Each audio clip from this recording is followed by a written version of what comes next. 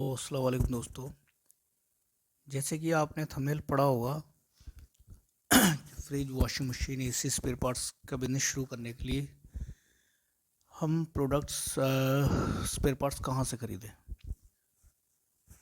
तो आज इसी के बारे में बात करेंगे। अगर आप एक मैकेनिक है और आप एक छोटी सी अपनी फ्रिज और वॉशिंग मशीन, एसी की स्पेयर पार्ट्स शुरू करना चाहते हैं, तो आप सबके मन में एक ख्याल आता होगा कि हम अपना मटेरियल कोशिश करेंगे कि हम दिल्ली से ख़रीदें। और आपने एक मशहूर सा नाम सुना होगा, दरियागंज। कि दरियागंज से माल ख़रीदेंगे और अपने यहाँ पे माल मंगा के और कर देंगे। लेकिन आप अगर दुकान शुरू करना चाह रहे हैं तो उससे पहले आपको कुछ बातों को समझना होगा कि सही है, आप कहीं से भी माल उठाएं, वो कोई इशू नहीं होता।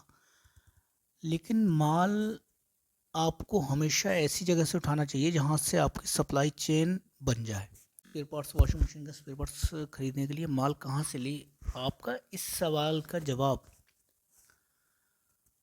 आपको, जो मैं अपनी पिछली वीडियोस, कुछ वीडियोस में आपने देखी होंगी, तो उसमें मैं आपको एक चीज़ पे बहुत ज़्यादा जोर डालता हूँ। डेटा डेटा पढ़ना और इन्वेंट्री मैनेजमेंट। अगर आपको इन्वेंट्री मैनेजमेंट और डेटा पढ़ना आ गया ना जी, तो इस सवाल का जवाब आपको मिल जाएगा कि आपको मटेरियल लेना कहाँ से चाहिए। ज़रूरी नहीं है कि आप दिल्ली से ही लें। मेन ये है कि आपके पास अगर कोई मैकेनिक आ रहा है सामान लेने, तो आपके पास एनी टाइम उस मटेरियल की अवेलेबिलिटी होनी चाहिए। अब वो आप अरेंज कहीं से भी आप सोर्स करें, उससे मैटर नहीं करता। लेकिन हाँ, डेटा से आपको ये चीज़ ज़रूर पता निकल के आएगी कि कौन सी चीज़ आपकी फास्ट मूविंग है, कौन सी लो मूविंग है, कौन सी नॉन मूविंग है। उससे आप उस स्टॉक का लेवल बना के रख सकते हैं। इन्वेंट्री मैनेजमेंट का फ़ायदा ये है कि इन्वेंट्री मैनेजमेंट कहते ही इसे हैं, कोई कोई चीज़ है उसको आप ना अंडर स्टॉक होने, ना आप उससे अंडर स्टॉक होने दें जो आप स्टॉक आउट हो जाए, और ना आप उसे ओवर स्टॉक होने दें ताकि आपका पैसा ज़्यादा हो जाए। मान के चलिए एक महीने के अंदर अगर आपके कोई XYZ कोई स्पेयर पार्ट्स, एक मान लीजिए एक गियर बॉक्स है। अगर गियर बॉक्स एक महीने के अंदर आपके 15 गियर बॉक्स बिकते हैं LG न्यू के, मान लीजिए, और आपने वो भर के फेंक लिए, तो आपने 40 पीस भर लिए।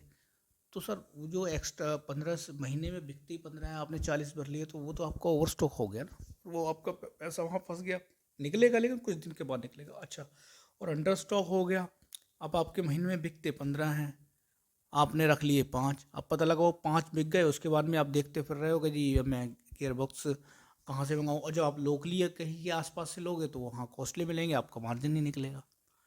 तो वही चीज़ जो चीज़ होती है, इन्वेंट्री मैनेजमेंट और डेटा एनालिसिस, ये आपस में मिले हुए हैं। जब आप इनको ध्यान से देखोगे, जो कि मैं आपको आने वाली वीडियोस के अंदर बताऊंगा कैसे कैसे आप कमेंट, जो भाई लोग जानना चाहते हैं तो आप कमेंट करें, तो मैं इसके ऊपर भी वीडियोस, डिटेल्स वीडियोस बनाऊंगा।